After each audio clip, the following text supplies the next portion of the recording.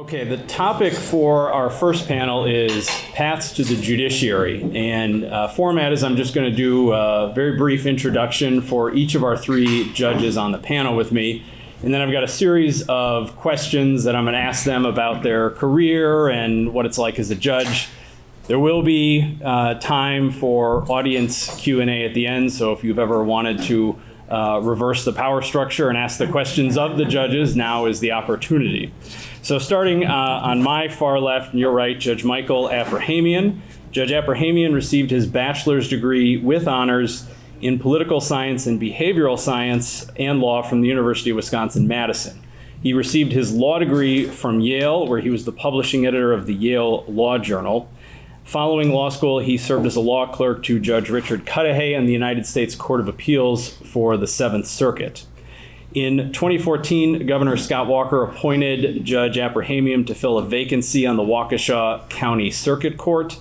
Prior to taking the bench, Judge Aprahamian was a partner and a litigator at Foley & Lardner here in Milwaukee, with emphasis on shareholder disputes, fiduciary duties, licensing issues, and insurance law. He is a frequent speaker on professional responsibility and legal ethics, and he served as Foley's partner in charge of ethics training. Since 2017, he has taught law governing lawyers as an adjunct at Marquette Law School. Seated in the middle is Justice Rebecca Bradley. Justice Bradley is a Milwaukee native. She graduated from Marquette University with honors in a BS in Business Administration and Business Economics, and received her law degree from the University of Wisconsin Law School. Justice Bradley was elected to the Supreme Court in 2016 after being appointed by Governor Scott Walker the prior year. She is the first Wisconsin Supreme Court justice to serve on all three levels of our state court judiciary. Before joining the Supreme Court, Justice Bradley served as a judge in the District 1 Court of Appeals and a Milwaukee County Circuit Court judge. She also worked in private practice, including service as a vice president of legal operations for a global software company. Seated next to me, Judge William Griesbach is a graduate from both Marquette University and Marquette University Law School. Following his graduation from law school, he was a clerk to the Honorable Bruce Belfus, Chief Justice of the Wisconsin Supreme Court. He then served as a staff attorney at the United States Court of Appeals for the Seventh Circuit in Chicago. He then joined the Green Bay law firm of Liebman, Conway, Olenichek, and Jerry, and worked in private practice in the area of civil litigation. Up until 1987, at which point he took a position as an assistant district attorney in Brown County. He held that position for 8 years until his appointment to the Brown County Circuit Court by Governor Tommy Thompson. In 2002, Judge Griesbach was appointed by President George W. Bush as the first United States District Court judge in the Eastern District of Wisconsin, Green Bay Division. Judge Griesbach took senior status effective December 31st, 2019, but still maintains a full caseload. So what I will do here is I'll start my questions. Why don't we start with Judge Aprahamian, then we'll work this way, and then we can reverse up the order as I move around with the questions. But I gave brief bios, but Judge, why don't you tell us a little bit about your career and what you did and the experiences you had before becoming a judge? Sure. So after law school, I clerked for Judge Cudahy. You said Cudahy. First question I asked the judge, I said, how do you pronounce it? Cudahy or Cudahy? And he said, if I'm in Wisconsin, it's Cudahy. If I'm in Illinois, it's Cudahy. Okay, but I clerked for him for a year in Chicago, and then I joined Foley & Lardner and had a lot of terrific mentors. I worked with Mary Kay Braza, Rick Essenberg, Brian McGrath, John Christensen, John Dawson, Tom Schreiner, had some terrific mentors doing all different kinds of law. The colleagues that were my level were Mike Brennan, Brian House, Andy Ronsky, Brett Ludwig, and we were so busy that we were getting into court all the time, arguing big summary judgment motions, having trials as first, second year associates. It was terrific. So we had a terrific experience there and just loved it. And so I did different kinds of area law. We can get into that later, but I was there for 21 years when I eventually applied to become a judge. So it was a great experience. Is Judge Kesmark still here? He was probably in my office at Foley, looking out over the Calatrava. Great office. My office looked out over Summerfest, and then my new office, when I became a judge, was a gerbil tube from the jail to the courtroom. I had no view whatsoever. But it was a great law firm. It's still a great law firm. A lot of great people there, and I learned a lot. The mentors I had were not just terrific litigators, but just highest ethical standards, and were very diligent advocates on behalf of their client, and it taught all of us how to be really good lawyers. I recall you telling me at one point the hardest thing about transitioning from private practice to the bench was the view. That was the biggest adjustment. It was the view, and I called my secretary and said, take a picture of my view, which looked out over Summerfest on the top floor of the U.S. Bank building, looking out over Summerfest. I could feel the music on the glass. Take a picture and make it so I can put it over my view right here, and it'll help me transition. Justice Bradley? Thank you, Matt. So I started practicing law in 1996 after graduating from the University of Wisconsin. And I first practiced with Hinshaw & Culbertson in Milwaukee, doing primarily medical malpractice defense and insurance defense and insurance coverage defense. So I was in court a lot, and I had the benefit of being able to, most of the time, second chair of big medical malpractice cases with some of the best trial attorneys in Wisconsin on both sides. And it was a terrific experience for me. I loved being a litigator. And I decided after a few years that I didn't want to be so specialized in that niche area. So I lateraled over to what was then White Hirschbeck Dudek, now Hush Blackwell. I don't really recognize the firm anymore. It's very different. And I was doing mostly commercial litigation. And in the year, around the year 2000, got a knock on the door from a partner who was practicing primarily, but not exclusively, in the realm of software and technology, and asked if I'd work on a case. And there was born my technology law career in the infancy of internet law and that sort of thing. Really interesting work to do. I did that for many years, and then had an opportunity to go in-house with a software company client of mine. So I developed a transactional practice.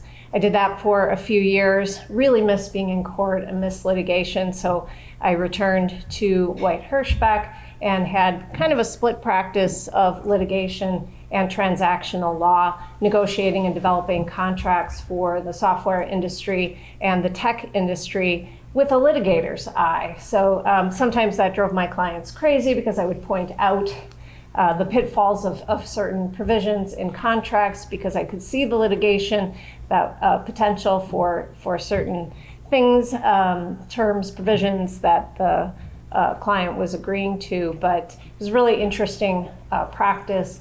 And probably about a year before I joined the bench, I became a AAA arbitrator, and that developed my interest in moving from the arguing side of the law to the decision-making side of the law.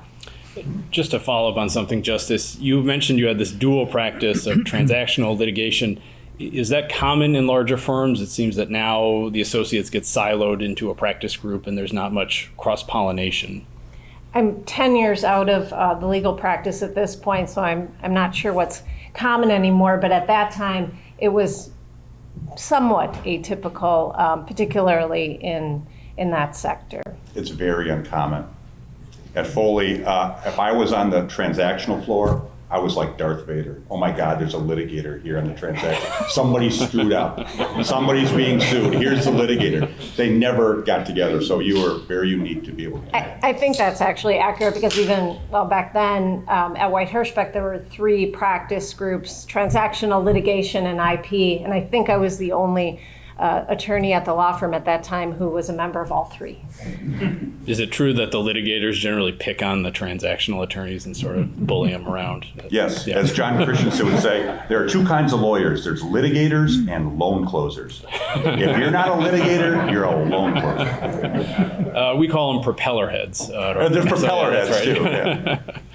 Yeah. Judge Griesbach, can you give us an overview of your career before becoming a judge? Yeah, Right out of law school, I clerked for the Chief Justice Bruce Beilfuss on the Wisconsin Supreme Court. It was he was considered kind of the swing vote in some ways. Justice Abramson was a very young justice at that time, but her work habits were already legendary. But I spent a year there, and I enjoyed clerking a lot. I had the opportunity then to go to the Seventh Circuit. Chief Judge at the time was Judge Tom Fairchild, and he hired me to be a staff attorney. A staff attorney was generally one of unassigned clerks that handled mostly unargued cases. Every now and then a case you would recommend argument, and they'd do that.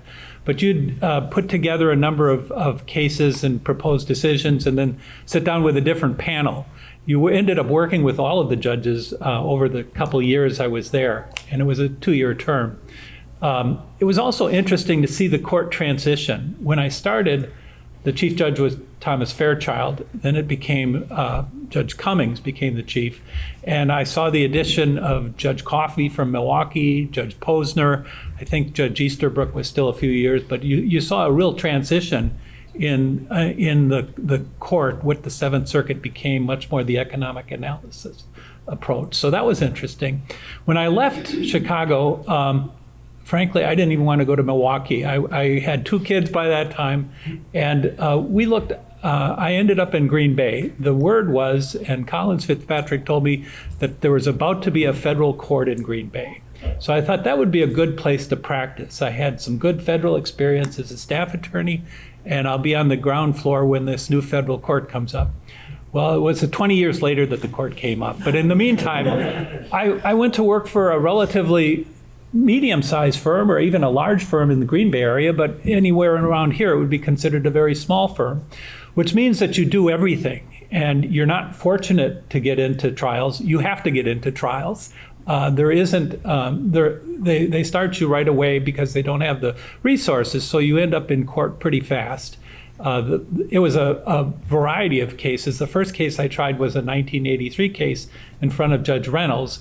But mostly it was state court, insurance defense or plaintiff's work. The firm I was with did both. And then I enjoyed private practice, but I also was looking forward, or had experience in law school working in the DA's office. So I decided I was going to transition. So I went to the Brown County DA's office, where you're really in court much more, because trials, even by that time, were becoming more scarce for private practice. The way to get in court was really in the district attorney's office, and so I was there for about 8 years. I ended up applying for a judgeship. The first time, the person that got it ahead of me, I was a finalist through that process. So I thought that was interesting to get that far. I was still fairly young. And I wasn't the pick, but the person that was the pick won the election, and then he had a heart attack and passed away. I applied again. Again, I was a finalist, but just before the decision was made, Judge Hanaway, or Attorney General Hanaway, lost the election, and he put his name in, and then he was the next judge. And then the third time, I ended up being selected to fill out a term. And I ran unopposed for 2 terms, and that was it. I want to touch on something that all 3 of you alluded to, which is early trial experience in your career, which is evaporating unless you're in the district attorney's office. We hear the lament about the loss of civil jury trials, but is it necessarily a bad thing for society versus the practice of law? And I'll open it up to anyone about the decline in civil jury trials.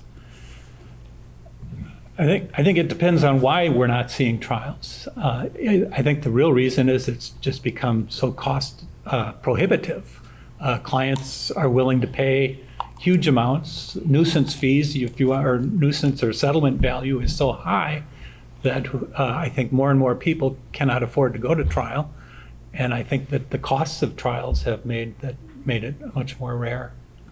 But I also think, of course, because of the cost, people are doing more and more with arbitration, mediation, other ways of resolving cases. But it seems to me the real sad thing is the cost of litigation has risen so sharply.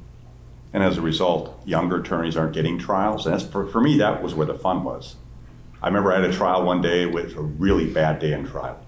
A witness changed their answer, and a young associate, I gave this one witness to this young associate, and our witness changed their answer and got impeached with their deposition. He did a great job handling it. I told him afterwards, I said, where it's like 10 o'clock, we're just winding down, I'm like, even though today was a bad day, isn't this fun?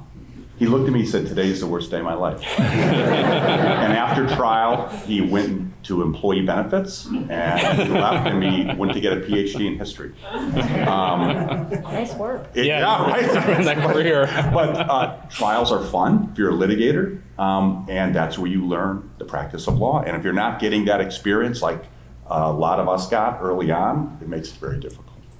I would echo the same things that the other judges have said. It's certainly bad for the legal profession, and it's bad for young associates getting the experience that they need to be able to handle cases independently and larger cases as their career expands. But even when I was practicing, I would advise a lot of my clients, especially in the technology sector or financial services, where the facts and issues are very complex. I would advise them usually to select arbitration rather than having disputes go to court, just because the arbitration panel then that is selected has subject matter expertise, either as lawyers or as business people, engineers, depending on the type of contract. And so they're going to have a jury, if you will, a decision maker who understands the industry more than lay people or the average circuit court judge. And so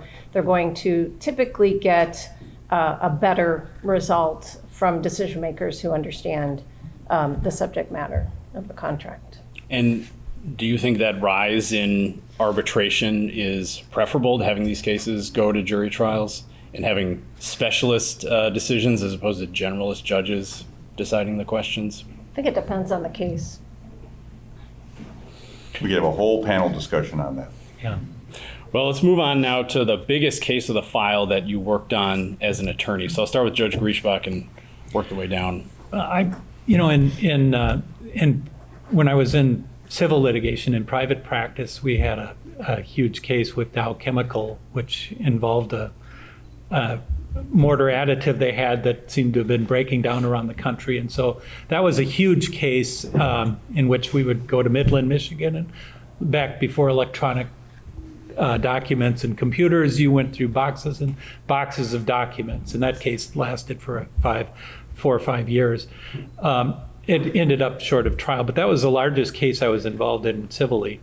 In the DA's office, I had a number of cases. One got made into a TV movie. It was one of these bodiless homicides where the wife disappears, and 10 years later, or was it 10 or 15 years later, we try the husband for the murder. And that was a very interesting case. Ann Gillian was the star. It's a really horrible movie. But anyhow, that was one case. And then the last case I was involved in the district attorney's office was the Monfiles case, which was a 6th defendant homicide out of the James River paper mill that has been in the news again. Who played you in the movie, Judge? I don't remember who played me, but the judge it was Judge Greenwood, and he was they made him a female. I don't remember who played me. To tell you the truth, it wasn't anybody notable. No say in it. Justice Bradley? None of my cases would have made for a good TV or movie. I don't remember having a big case in the sense of a big dollar value, but some of the moments in my career that stand out to me that were the biggest professional challenge were when I had this blended practice of litigation and transactional work. And so I remember one particularly crazy moment in my career when I was litigating by day. I had a big, complex, multi-million-dollar financial services arbitration that I was an advocate in by day. And then kind of in the overnight and early morning hours, I had an international transaction that I was negotiating. So it was kind of literally working night and day. I survived. I had a fantastic secretary who kept me sane through that crazy time. But that was one of the types of challenges that I experienced having this type of unique practice.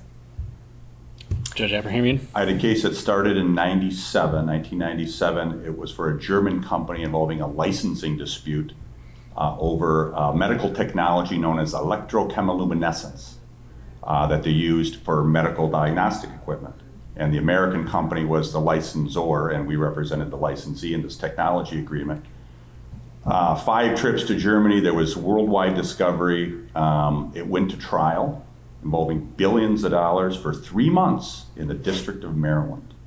That was a big case. Right after that one, I ended up representing the Bodines musical group. When that went to trial for 7 days in Milwaukee before Christopher Foley. I still keep in contact with Kurt Newman. I still go see him all the time. That was a fun trial. And then in 2005, so right when the Bodines case ended, I got involved with the Jack Link's beef jerky shareholder dispute. That started in 2005. I was lead counsel in that one, as I was in the Bodines case. That went to trial in 2008 for a month and a half in Washburn County. It went up to the Supreme Court, the Court of Appeals twice. I became a judge in 2014. The case was still going. I checked about a year ago, it's still going. The gift that keeps giving to the attorneys. So 2005, the case was still pending because of all the number of companies they had, different jurisdictions, post-judgment issues. Complicated case, but lots of fun. I want to turn now to when the three of you decided you were open to becoming a judge, when that interest was sparked. And I'll start with Justice Bradley. I think I alluded to it earlier. I had become a AAA arbitrator and realized that I really enjoyed the decision-making function. And so when a retirement led to a vacancy on the Milwaukee Circuit Court, after talking to some of my friends and colleagues about it, I decided to apply, and my application was successful. So it was that experience. I think it was important from my perspective because I really did enjoy litigating and arguing cases. It was that experience with decision making that led me on the judicial path.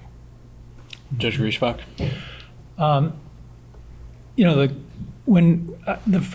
I appreciated, or I felt I had a reasonably good chance of becoming a judge. I don't know when I first thought I'd want to be a judge, but I thought it was a realistic possibility, mostly from being in the court a lot and getting some positive feedback. And then when I applied, I said I applied 3 times, just so don't lose heart. But when I made it to the finalist and went through the committee process and filled out the applications, I became pretty confident that there was a good chance I could make it to the bench. In terms of the ability to do the job, really, I think if you practice a lot and you're in courts a lot and you have some experience, I think you see judges that you admire and think, okay, I could do some of this or learn this or become this. And I guess it was over a period of time, but primarily when I was in the district attorney's office is where I really thought I had a decent shot at taking the bench. Judge Aprahamian? I think anybody who clerks for a judge, there's a seed in the back of your mind that's planted that I may want to be a judge someday. So I've had that seed ever since clerking, but it never really came to the forefront. My father passed away in 2010, and when something like that happens, you kind of do the rocking chair test. You're sitting back when you're older in a rocking chair. If you look back in your life, do you have any regrets? I started thinking about that. I thought, hey, that seed's been growing in the back of my mind for a while now. At that time, trials becoming more scarce. The practice law wasn't as fun as it used to be. It all was discovery. Electronic documents, ESI, looking at that on a computer. And then having pissing contests over discovery disputes to try and get leverage to ultimately settle the case. That wasn't as fun as it used to be. It used to be fun just trying cases. And we weren't trying as many cases. So I loved what I was doing at Foley. I loved the people. At some point in time, it just kind of went like this. Like, I'm more interested in doing that. And then I applied and I got it. And it's the best job I've ever had. I want to ask about the application process that all of you went through in becoming a judge. Justice Bradley, you were, as I alluded to in your introduction, you were appointed to all three levels of the Wisconsin court system. Was the application process different from Circuit Court to Court of Appeals to Supreme Court? And if it was, could you talk about those distinctions? To some extent, it was different, but from what I remember from the physical application process, Governor Walker, I would applaud for having a very comprehensive process for selecting judges. The application, I'm trying to remember, it's been a while, but I think my actual application, excluding attachments of writing samples, briefs, that sort of thing, was probably 40 to 60 pages long, lots of questions to answer, essay questions about best and worst Supreme Court opinions, questions about judicial philosophy. So the application, I don't remember being particularly different for any of the three levels.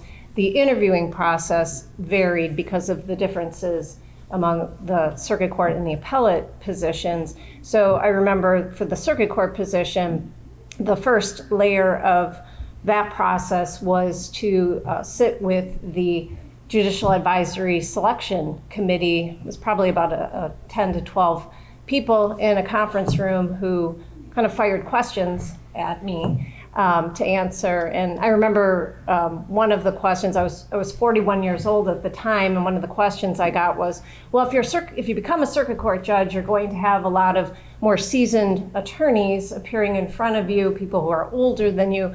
Well, how are you going to handle that? Are you going to be able to command the courtroom? And because of my transactional experience, my response was, well, I've negotiated contracts with the C-suite at Best Buy and Chevron and companies like that, so lawyers aren't going to intimidate me on the bench. But the questions were more targeted, of course, for the circuit court experience, which is quite different from the appellate experience. But one of the questions that you get from these committees is also about electability and how are you going to run a campaign and what's your experience with that. I hadn't had any experience running a campaign. Court of Appeals process and the Supreme Court processes were somewhat similar to circuit court after that initial meeting and interview with the entirety of the Selection Advisory Committee. Then there was an interview process with the governor's chief legal counsel, deputy legal counsel, and I believe the chairman of the Selection Advisory Committee. And certainly for the appellate interview process, the questions were much more focused on judicial philosophy, which was the key selection criteria, I think, for Governor Walker. And of course, for the Supreme Court interview process, that was very particularized for the Supreme Court itself, and the questions were about the nuances of the Supreme Court. I remember getting questions about what changes I would propose to the internal operating procedures of the Supreme Court, that sort of thing. So the final step in the process was always an interview with the governor, and his questions were very much laser focused on judicial philosophy. And I really enjoyed having those conversations at every step of the process. Judge Griesbach, what was the application process like in the Thompson administration? Similar. The Thompson administration had a number of people that were on their Judicial Selection Commission or that would travel around the state, but they'd also get a few local attorneys. And you'd go through it was a questionnaire. I don't think it was 40 pages, but it was a thorough questionnaire. They're interested in legal philosophy, but they did a lot of discussions with the judges in the area, the judges who you appeared, other attorneys who you had cases with, some of your own colleagues. They were very interested in trying to. I think that the whole selection process and the use of commissions is to try to insulate the governor from political pressures to appoint somebody who perhaps would be a big donor or a partisan appointment, and at least have that some input from the bar and those who were familiar with the candidates. And so it was a somewhat of a lengthy process, but it was similar, I think, to what Governor Walker did. And the last step in it was, of course, the governor. You'd meet with the governor. There were usually three finalists, and then he would interview them and make a choice.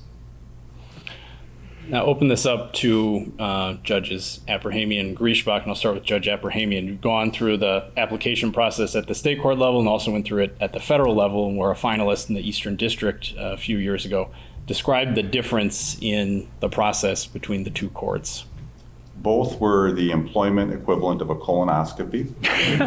How much you have to fill out for both. It was like 40 some pages, and you have to disclose like all the prior cases you had. So when I'm applying for the circuit court for the advisory committee for Governor Walker, it's all the big cases, all opposing counsel, the holdings in the cases, everything, almost every case you handled that they could find on CCAP, disclosing all that.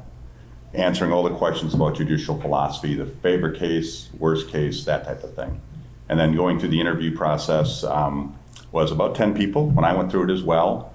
I liked my job at Foley, so I went in kind of on a hoop. Like, if I get it, great. If I don't, I'm still happy. So I went in, and it was a funny interview. And people have come up to me afterward who were there in that room, said, that was the funniest interview we ever had. Because I was so laid back about it. Because like, if I get it, I get it. I don't. I still have a good job. And a matter of fact, I'll take a big pay cut if I get it. So I got through, and then we interviewed. It was Brian Hagedorn, and Mike Brennan, and did that. That was much more judicial philosophy. That was a much longer interview. That was about 45 minutes to an hour. And then ultimately, I was a finalist, and I got interviewed by the governor. And I thought, now the pressure's off. We're going to take our coats off. We're going to sit in a little love seat. And, hand on the knee, tell me about yourself, Mike, and be really informal. It was not that. He was very interested. It was all business. And I remember distinctly one of the questions was, if I come out to Waukesha in a year and I bump into somebody in the hallway, what are they going to say about Judge Aprahamian? I'm like, oh, that's a great question. And it makes me think. So I'm like, well, he's a lawyer's judge. He's fair, he's diligent, he's prepared, and he runs a tight ship. And I thought it was a great question because it's kind of a self-fulfilling prophecy. If I think those are the important things, if I want people to answer that way, I better be that kind of judge. So I try to be that kind of judge, but I thought that was a great question. And I've used that when I've interviewed people now. I think it's a great question. So I ultimately got it, which is great. Then I applied for the federal judgeship. And so there I'm disclosing 40, 50 pages, but it's not about my prior cases I handled, it's about prior cases I decided. And so I put together a chart of every written decision I worked on, every trial I had, and that was 50 some pages, another colonoscopy, disclosing all that. There, the interview then was with the commission set up by both the senators, Senator Baldwin and Senator Johnson, so 3 people, very much on judicial philosophy. And I thought it went well. It wasn't as funny as the other one. I was a little nervous, more nervous for that one than I was the other one. And I became a finalist, and I interviewed in Washington with White House counsel and Department of Justice, 6, 7 guys. And the interview was at 11:30 in the not the Eisenhower building, I forget which building. It wasn't the White House, but it was in this building. And I got there at 8 o'clock. I literally woke up at 4, I wanted to make sure where it was, and I walked and I found it, came back, showered, got there early. I'm reading a James Bond book for a couple hours. I go to the room, it's 11:25, there's no one there. It's now 11:27, there's no one there. I'm thinking, am I in the wrong place? This is the biggest interview of my life. At 11:30, 7 guys come walking down the hall. Judge Aprahamian, here we go. We walk in, okay, here we go. I'm in the right spot. This is good. And tough interview, about half hour, all judicial philosophy, going through questions about original intent, everything. I thought it went pretty well, but ultimately I didn't get it. So very similar to the process, very similar application, I would say, and the interview kind of staged up, very similar. Colonoscopy both times. Judge Griesbach, can you describe your colonoscopy with the Eastern District? I didn't think of it as a colonoscopy, but it was a memory trip, a trip through time. And at first I wasn't going to apply. The seat I got was a brand new seat. They created that seat that I thought was coming when I moved up to Green Bay. It arrived 20 years later. And instead of practicing it, I actually might have a chance to be the judge. At least I was encouraged to apply. Although the consensus at the time was that Justice Crooks was going to be the new federal judge in Green Bay. But with encouragement of some, I thought, okay, maybe I'll apply. But then I had my first reelection. I had been elected without opposition. I like running that way. It's you can beat the write-ins usually with no money. Mickey Mouse, Donald Duck, they might get a couple, but generally you can win. And I didn't want to invite opposition. So I'm thinking maybe I should just hold off. It's going to go to somebody else anyhow. And I hemmed and hawed, and I thought, well, I better get the application because it sounds like it's long enough that I should probably start filling it out in case I decide to do it.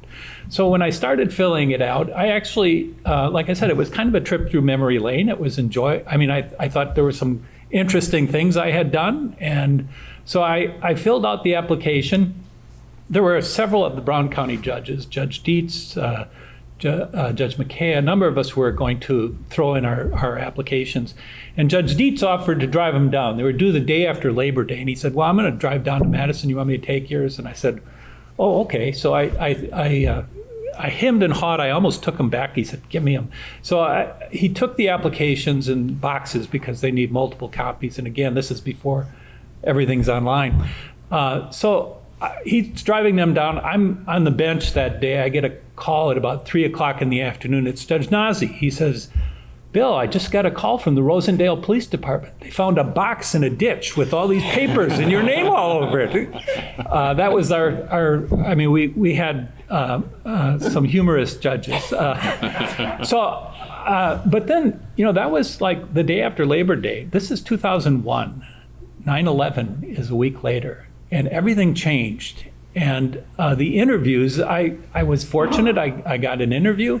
And the interviews were in a very different atmosphere because we were just recovering from that. And the question was, what is this going to mean to our law? What does it mean for the Fourth Amendment? What are reasonable searches in an environment in which terrorists can take down an entire building in no time, and they're talking about dirty bombs and anthrax. So it was in that atmosphere that the application process went through. And of course, the FBI is busy,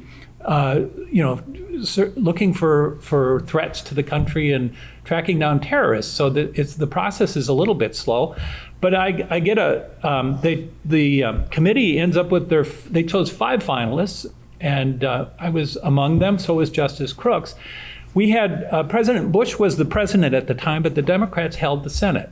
And we had both Senator Feingold and Senator Cole were the 2 Democratic senators, both holding the valuable blue slip that's so important in the federal district court, or used to be Court of Appeals appointment process. So the way they decided to do it is the committee that I appeared in front of was named by those 2 senators, but also Congressman Sensenbrenner, the senior Republican representative at the time. And then the dean of the law school chaired the committee. And I think it was by majority vote or whatever, but they picked 5 finalists. We were then interviewed by the legislative members, the Senator Sensenbrenner and the 2 senators, and they narrowed it to 3. And Justice Crooks was not among the 3. I got a call. Actually, my father was ill. I was visiting him. My secretary calls me on a Friday and says, you're supposed to be at the West Wing of the White House 10:30 on Monday. And I thought, this is that Nazi again, the guy who called about my box being in the ditch. So I called the number thinking I'm going to get somebody at the zoo or something. It turned out it was the White House. They wanted me there at 10:30 the following day. So, I wasn't coming from a big firm. I was district attorney. I had 4 kids. I actually flew standby. I had an easy way to get a free ticket. My sister-in-law worked for the airline. I had enough time that if it failed, I could rent a car and get to the White House. But anyhow, I got there, and it wasn't really until the night before I was supposed to be at the White House that it dawned on me that, my goodness, I could get this job. And I couldn't sleep the rest of the night. So I had a very restless night. I went to the interview the next day, and it was really with the White House counsel. It was Alberto Gonzalez. And I had probably a half-hour, 45-minute meeting with him and a legislative aide, and that was about it. And it seems the questions they asked me were more intended to ensure that they would not be embarrassed, that there was nothing in my background that would come back to haunt them, more than the judicial philosophy or other things. And it was a relatively short interview. I know the other two finalists were interviewed. Who were the other two finalists? Joe Troy. Joe Troy. And Tom Schober, who's a local attorney. I had a drink with Joe Troy in the airport when he was going for the interview at the White House. Yeah. I was in that German case I was telling you about. We were sitting on a Sunday in the bar having drinks, and I said, "Oh, my partner, Brian McGrath, his best friend in law school is Alberto Gonzalez. Really? Tell me all about it. Tell me all. Here, I'll buy your drink. Here, tell me all about it." Yeah. Anyhow, after the interviews, I think it was right around Thanksgiving, I got a call saying, well, they're going to appoint you, but you can't tell anyone till because I think they had decided they were going to do ABA assessments or FBI background checks later, and it took a while. So it was kind of a secret for a while. But then in January, I was the nomination was announced, and then the confirmation came through in April. And what was the confirmation process like? We had a hearing before the Judiciary Committee. There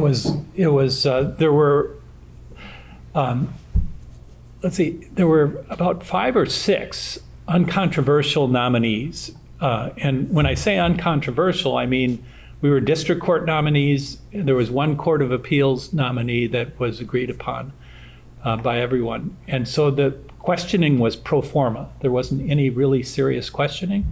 And it went through very quickly. And the votes were essentially 97 to nothing, they were overwhelming votes. And it was interesting because Paul Cassell was one of the nominees that was in my early, they call it baby judges school, when you're getting orientation later on, and he was on a different panel. But Paul Cassell had been I think he was number 1 at Stanford. He was a law clerk to Berger. He had been a Utah law professor, and was in Justice Department, was one of the leading lights behind the sentencing guidelines. Very, very impressive credentials. But he barely got through.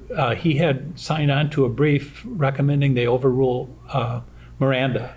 And that was like the kiss of death.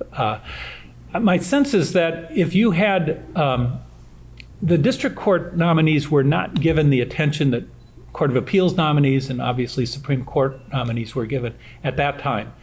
Unless you had a record of positions that would have, for example, on abortion, and you had Supreme Court kind of on your forehead there, Supreme Court material, then I think you would run into problems getting confirmed. But for the most part, the district courts were not as contested as it became, and as you see now. It's a much different world, it seems. I'm going to shift gears now and talk about law clerks and law clerk hiring process and what you look for. Judge Aprahamian, what's the law clerk process like at the circuit court? What do you look for in hiring law clerks? Whoever they'll give you. Whatever I get.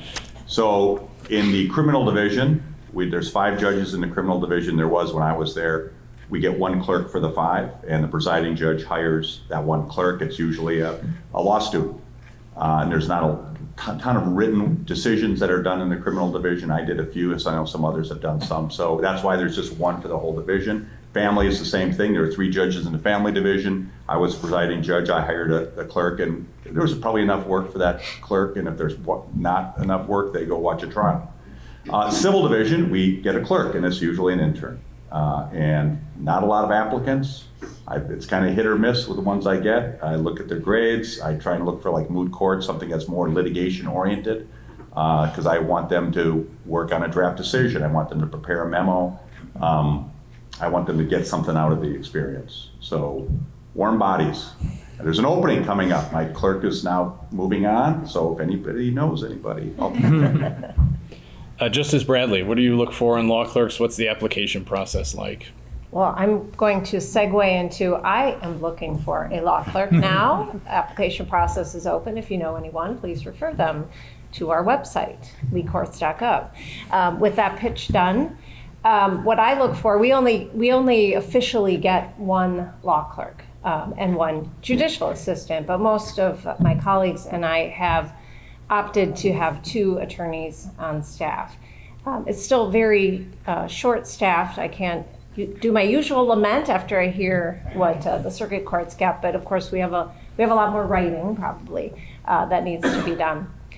So what I'm looking for, if I had 4 or 5 or even 3, I would love to have a diversity of opinion, judicial philosophy, but because I do not have that luxury, I am primarily looking for somebody who has an understanding of originalism and textualism, and most importantly, understands what resources to access in order to draft memos and opinions that are grounded in that judicial philosophy which I hold. So that's of primary importance. During the interview process, and I have a few former clerks here so they could tell you more if you're interested, but I also ask whether their strengths lie in research writing or legal analysis. And usually most clerks I interview will say that their strength is in legal research and they're looking to develop their skills in writing and analysis. And that's perfectly fine because I think the research skill set is the most important for law clerks. I utilize law clerks differently depending on whether I have somebody who spent 25 years in the appellate court system or if I have somebody right out of law school. But most of the people that I hire are really interested in developing their writing skills. And so I try to give my clerks an opportunity to write as much as they would like in drafting opinions. And depending on the term, they certainly get a lot of writing experience, and we divvy up those responsibilities between my 2 clerks depending on, we try to anyway, depending on where their interests lie. Justice Bradley, do you look for people with experience after law school? Is that a qualification you look for, or is it primarily people right out of law school you're hiring? Well, right now, I am looking for somebody who has some other prior experience as a practicing lawyer because I, again, have 2 open positions. I usually fill those positions with lawyers. Typically, I have somebody right out of law school, and then I have somebody who will stay on with me for a few years, and it's valuable if that person has prior experience either in the court system, in the judiciary, or as a practicing lawyer, and to hold on to that institutional knowledge of that person is really valuable to have at the Supreme Court. I'm looking at Judge Grogan. I still miss her very much, I'll just say. I miss you too. But it's helpful for the court to have in each chamber somebody who has been there for some time because there are a lot of nuances that are specific to the Supreme Court, so it's helpful to have that institutional knowledge. So, Judge Griesbach, what do you look for in law clerks? The district courts get 3 chambers positions. It's traditionally a judicial assistant or secretary, and then 2 law clerks. Most of the judges have eliminated the judicial assistant and go with 3 law clerks. Judge Edelman has somehow managed to get 4. I'm not sure how he did that. But I have 2. I've kept my judicial assistant, my secretary, especially when I was chief, I needed that administrative skill. And the other thing you see in the district courts is the presence of career law clerks, people that want to do this on nothing's permanent, but as a career almost, and some have gone all the way to retirement. And when I first started, I had no intention of doing that. It seemed I had been a law clerk. I always viewed it as a good way to start a legal career, but you don't want to remain somebody else's law clerk. You want to build your own career. And but I quickly saw the wisdom in having at least one of your law clerks with some experience. The district courts there's so much coming in. There's so many cases. There's so many threshold issues under the habeas, the prison litigation reform, class actions, all, and then just the jurisdictional questions. That if you're constantly going with a brand new lawyer, it is I think you'd be in trouble. So I have. First of all, I try to talk anybody who wants to be a career law clerk, try to talk them out of it, because I tell them this is not the way you build your career. But both times I've hired someone as a career law clerk now, and I have one now who's been with me about 5 years. But it was her idea. This fit well, and she liked doing it, and she was very good. You can tell pretty quickly who has an aptitude for this. As I said, I encourage her to think about this, because this is, I would say, not normally the way to be a judgeship, but my former career clerk judge is now a magistrate judge in Milwaukee, Judge Stephen Dries, and so and there are different districts around the country in which career law clerks have moved on from that to clerk of court or to magistrate judge and even Article III judge. The chief judge of the Southern District of Indiana, I think Judge Rosenstengel, was a career law clerk. So you can see how that happens, but I think that trial experience is something that you won't get in that position. You'll see a lot of trials perhaps, but you won't actually do them. But in looking, the other one's a term clerk, and that's usually a 1 or 2 year term. And in hiring that person, or either clerk really, you need, at our level, a lot of organizational skills. Research and writing are both very important analytical skills, because the number of decisions we issue in any case, and I think the River case lasted 10 years, the Fox River cleanup. And I think we had over 400 decisions just in that case. Now, luckily, that was a pretty unique case, but we get multi-jurisdiction cases, the patent cases, some of the intellectual property stuff can leave you with a lot of issues, a lot of motion practice, and that's the nature of federal practice right now. It's very writing intense and a lot of motion practice. So those skills are what you really want. I look for someone really with common sense. It sounds like, okay, what's common sense? But it's somebody who has some appreciation of life and the importance of things and can keep things in balance.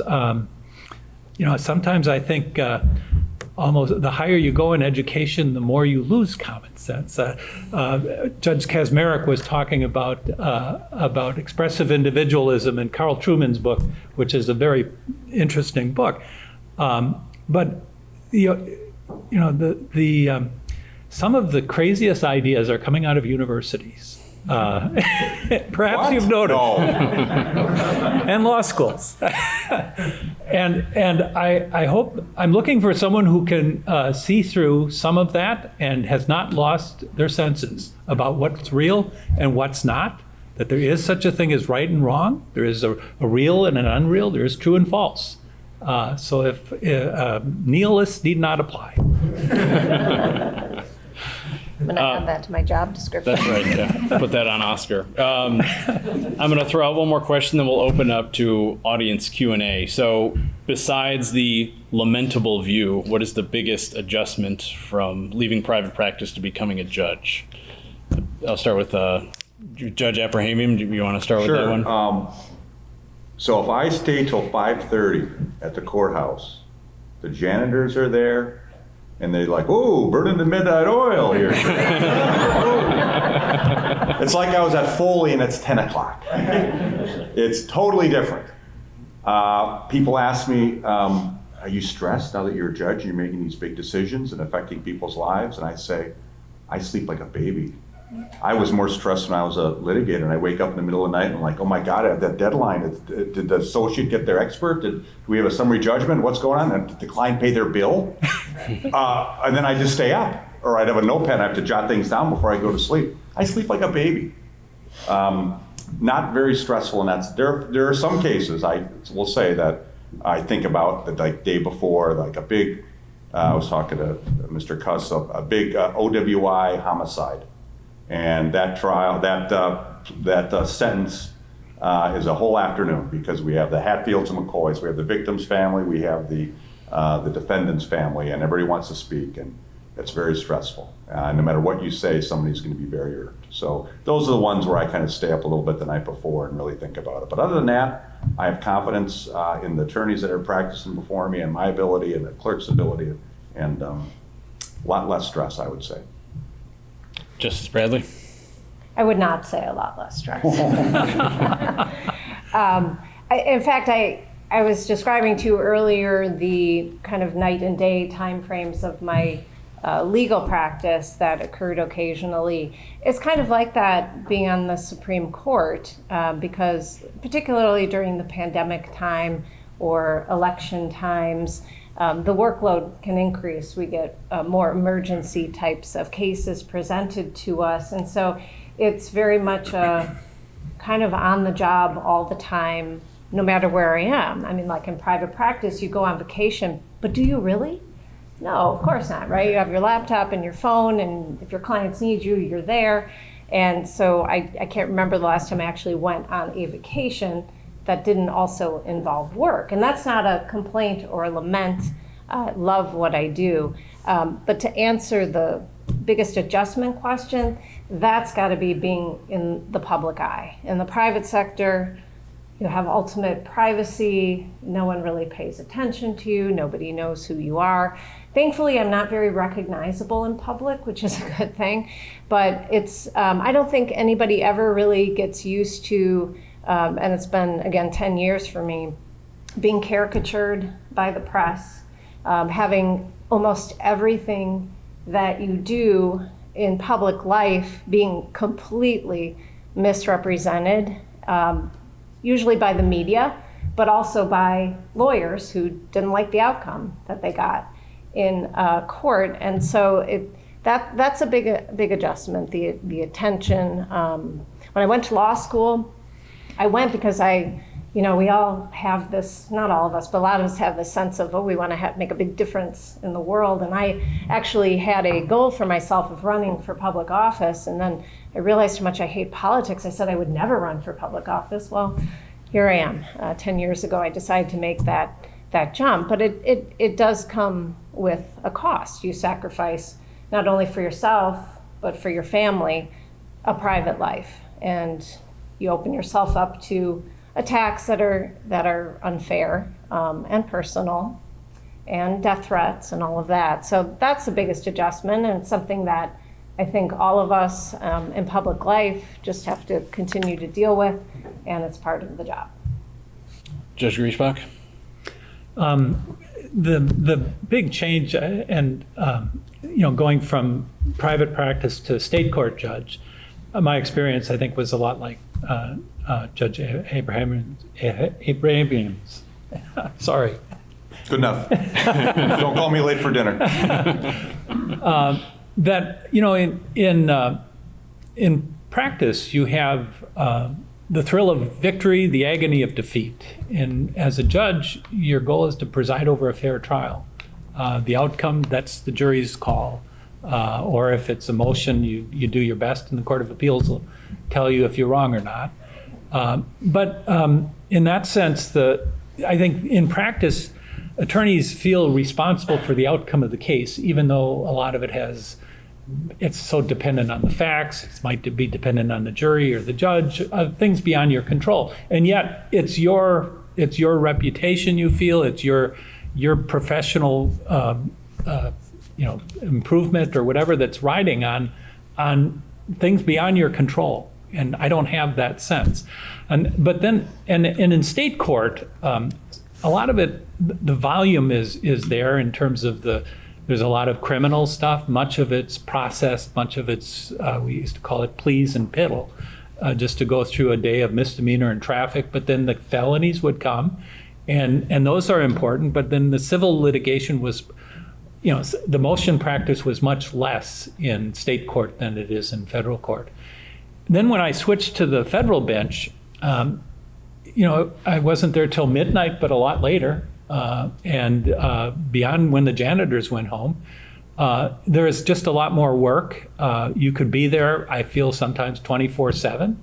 I'm not there 24/7, but there is enough that's constantly coming in. It's when I remember growing up, they used to say, "Don't make a federal case out of it." Well, we now make a federal case out of everything, and we see it. Even if it's not all that meritorious, it takes time, and you're going through that stuff. And the other thing that comes with one of these positions is I think you feel it's an honor to have it, and you want to be deserving of it. So you end up putting pressure on yourself to try to do maybe, to try to put in that effort and to try to get things out. Not as successful as you would like to be, but I think there's that pressure that comes with that sense of the position you hold is so important, and you're fortunate to have it, and you want to do your best. Well, thank you all. Let's open it up now to audience questions. There is a microphone, I think, somewhere. Yep, Zana has a microphone. So if you guys want to just, anyone has a question, if you want to come up to the microphone where it's at the stand there and fire away. I'm closest, so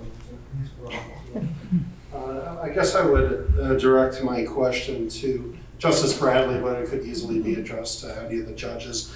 And I know, Justice Bradley, that you and Justice Hagedorn and Justice Karofsky look a lot different in person than you do in a Phil Hands cartoon. So I think you're right on that point. What would you like your legacy to be? Would it be simply self-fulfillment and knowing that you stuck to your principles and did your job that way? Would it include a landmark decision that you hope would persuade other jurisdictions and change the law for the better? What are your thoughts on that? That's a big question and a great one. I hope that my legacy will be, and that I would be known for, always defending people's constitutional rights, our liberties, defending the first principles on which our country was founded. That's what I hope my legacy will be.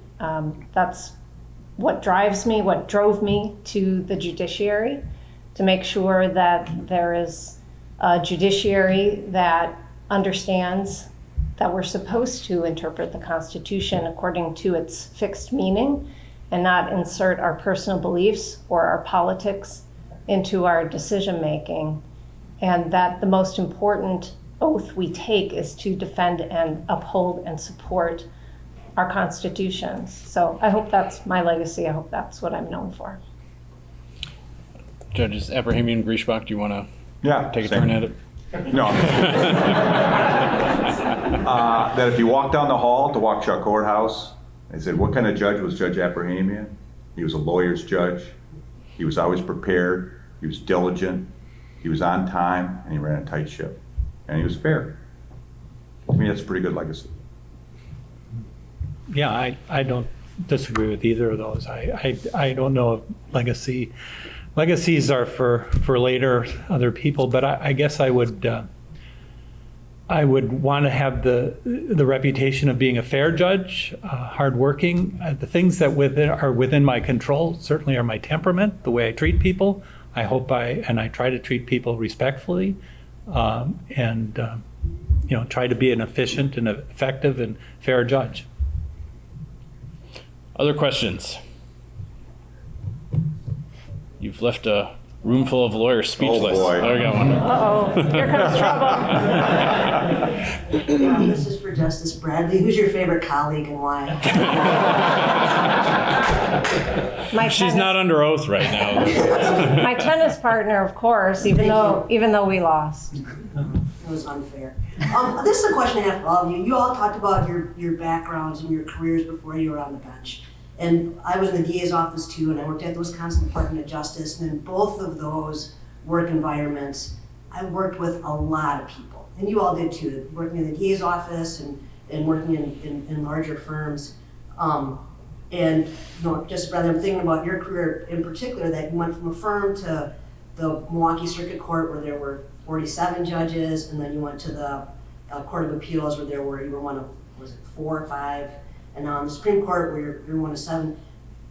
In my experience, it feels more and more isolating. When I was at DOJ, there were 100 lawyers. When I was in the Dane County DA's office, there were 30 other lawyers for me to bounce things off of. And I went to Dane County, and I was one of 17. Now I'm one of 7. And the people you can rely on and talk to, and the people who are around you, just it's smaller and smaller and smaller, and more isolating, at least for me. I guess I'm curious if you 3 have had the same experience, and if you have, what do you do about that challenge? How do you handle it? Because you're all 3 clearly people persons. Right? Especially as a trial judge, and I'm the only federal judge in Green Bay, so you're right about the isolation, but I think you have to have something more than the courthouse, and I have a large family, I have other friends, I'm an active member of a parish, those other activities and those other functions, I look to those to broaden my horizon maybe and get away from the court sometimes. But even a 7-member court, those are 7 people you can talk about the case with, although maybe what you hear isn't, it's not as easy to talk at the court with other colleagues. But that's intended to be a collegial court. Trial judges really aren't supposed to get others, take a vote of their colleagues about how I should come out. We try to do it ourselves. You bounce general ideas maybe off of people if you're in a court, but it is pretty isolating as a trial judge, I think. In Waukesha, I'd say we're very collegial. Judge Maxwell is here. His office is just around the corner. We talk, I don't want to say every day, but almost every day about different things we're doing. I talk to Ramirez almost every day. Judge Lazar, when she was there, we talk all the time. We have a very good relationship, and we're personal friends, and we bounce ideas off each other on how you handle certain types of cases, things like that, and ways we can change procedure to make things a little more smooth. So that sense, it's very collegial. And then I do a lot outside. I have a poker group. I've been playing poker for 20 years, every second Thursday of the month. Great group of guys. Play sheepshead, right? Scupic. We'll get one of those going for 20 years too. I didn't find the circuit court isolating. I thought I would, moving from private practice with lots of attorneys around. But I mean, private practice, a lot of the work it's isolated, right? You're writing a brief or you're working on a contract. You're still interacting with people periodically. But I loved being at children's court. I had 7 other colleagues, and they all knew that I had no experience in children's court, obviously based on the background I shared with you, you know that. So I had a lot to learn, and they were just wonderful to work with. Everybody was really helpful and helped train me to learn this new area of the law. And then of course, and you know this, obviously, Justice Karofsky, you're on the trial court bench, you're constantly interacting with people. You better be an extrovert because you'll be exhausted by the end of the day if you're an introvert. So I didn't feel isolated. I was interacting with people all the time. I was at the Court of Appeals for 5 months. That's isolating. That's a very quiet, solitary, monk-like existence. Supreme Court, it can be isolating, but we all work differently. A lot of us work from home most of the time because most of our work is reading and writing, which we necessarily need to do on our own, right? It's a solitary life there. But when we're at court, when we're in session for oral arguments, rules hearings, in conference, we're interacting with each other, with our staff, with our law clerks, with our JAs, with other people. We get to interact with the attorneys, at least during oral argument. We have meetings. We have so many committees and groups that we oversee as the Supreme Court. So there's a lot of opportunity to interact with the public, to interact with lawyers. We all have speaking engagements. So I don't find the position to be nearly as isolating as I think a lot of people would imagine. And then of course, we have a little bit of time for our personal lives, which is of course very important, to not be in the role of justice 24/7, but to have people who know us at the personal level and interact with us not as judges, but as regular human beings. I'll share one amusing anecdote on the isolation in the Court of Appeals. I had a law school classmate who was working at the district attorney's office and applied for a clerkship with a judge who shall remain nameless at the Wisconsin Court of Appeals, and did the interview, but then got the rejection letter saying, you know, you've been in the DA's office, you seem like you enjoy action and being in court, you're really just not going to enjoy working at the Court of Appeals. I'm sorry, it's not going to work out. I think we have time for one more audience question if anyone else has one. If not, sure. This came to mind when there was a discussion of fewer cases going to trial. And I have a colleague who has been a trial lawyer his whole career. And I remember him having a conversation with another lawyer about, well, who do you trust more to make the right decision, the jury or the judge? So what do you think? Well, the bench trials are much more work for you, aren't they? Yeah, bench trials are more work. I tell you what, I tend to find juries get it right. Yeah. I don't know your experience. Especially in criminal cases. The jury is essential for criminal cases. I really, that's where it makes the most sense. Civil cases too, I think they're good. But on some civil cases, I can understand why you would say, I'll go to the judge, particularly with some contract matters, or like Justice Bradley was saying, go to arbitration or some other mechanism. And I have in my courtroom, I have To Kill a Mockingbird, Atticus Finch, and I have Jimmy Stewart in Anatomy of a Murder. And sometimes I tell the jurors as they're doing the peremptories, I'm like, I don't know what kind of signal I'm sending to you. In both these cases, the jury's got it wrong. 12 Angry Men. 12 Angry Men's a good one, too. All right, well, please join me in thanking this wonderful panel. Good job. Thanks, guys.